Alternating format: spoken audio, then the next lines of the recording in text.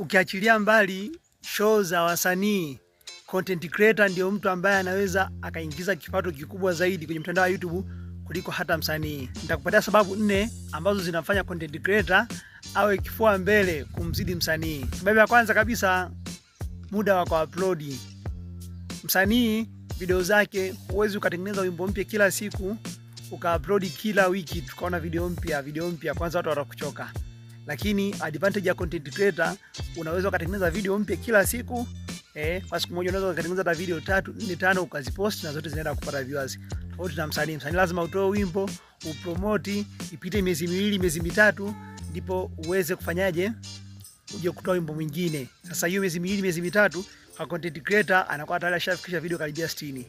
Kwa hiyo anayekuwa na kitu kingi maana yake anakuwa na advantage kubwa na kuingiza mapato makubwa. Hiyo ni sababu ya kwanza. Sababu ya pili ambayo inamfanya content creator awe tajiri, aweze kuingiza pesa nyingi YouTube kuliko msanii, ni urefu wa video. Unajua kabisa msanii akitoa wimbo wake, video yake, ni vigumu sana kutoa video ina dakika 12, dakika 15, wengi wanaisha dakika 2, dakika 3, dakika 4, dakika 5 full stop. Unless others, labda wasanii kama kina Bahati Bukuku ndio anaweza kutoa nyimbo ina dakika 10, lakini napo si nyimbo zote. Lakini content creator anaweza kurekodi video hata dakika 30 karibia kila siku.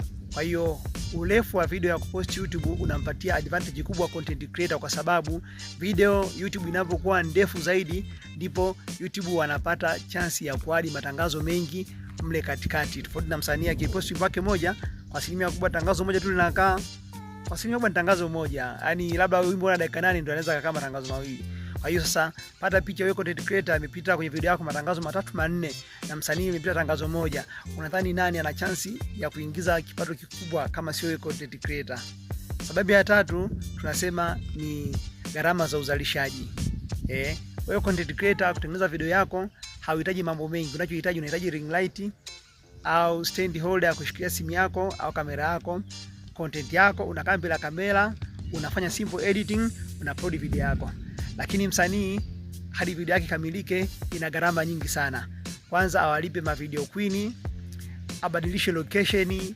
Ma video queen watahitaji kwenda saluni, watahitaji kula, watahitaji mambo mengi, wasafirishe, ushute maeneo tofauti, ulipie production ya audio, ulipie production ya video. Kwa hiyo gharama zinakuwa ni nyingi sana kuliko nini? Kuliko content creator wa kawaida ambaye anatengeneza video yake, ana-upload.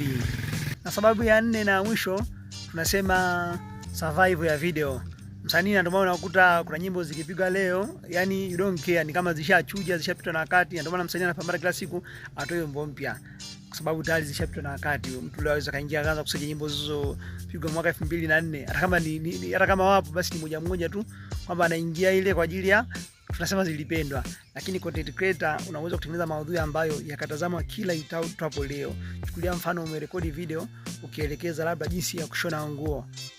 Demand ya watu kujifunza kushona nguo ipo mwaka huu wakati tunaongea, lakini itakuwa mwaka 2080, itakuwa mwaka 3000, itakuwa mwaka hadi mwaka 4000 huko. Watu studio watakuwa wanaingia mtandaoni kujifunza jinsi gani unaweza kushona nguo. Kwa hiyo video ambayo inatazama mara nyingi karibia kila siku inaweza kuingizia kipato kikubwa content creator, tofauti na msanii. Video yake itadumu miezi kadhaa, mwaka wa kwanza, mwaka wa pili tayari inakuwa ishapoteza mvuto. Watu haitazami tena, watu wanaenda kufuatilia video nyingine mpya na wasanii wengine mpya ambao wanatoka kila siku na trendi. Kwa hiyo sasa, kwa wewe content creator ambaye nadhani pengine YouTube ni mtandao special kwa ajili ya wasanii, basi ulikuwa unajidanganya. Ni mtandao special kwa ajili yako na unakusubiri uanze kutengeneza maudhui, kwa sababu kuna pesa nyingi sana ipo kwenye platform ya YouTube inakusubiria wewe tu uanze kurekodi videos. Kwa anayehitaji kujifunza jinsi gani anaweza kufungua YouTube channel akaiendesha mpaka ikaanza kumlipa, basi wasiliana na mimi kwenye namba inayoonekana kwenye screen yako hapo. Tukutane wakati mwingine kwenye video nyingine tena. Asante.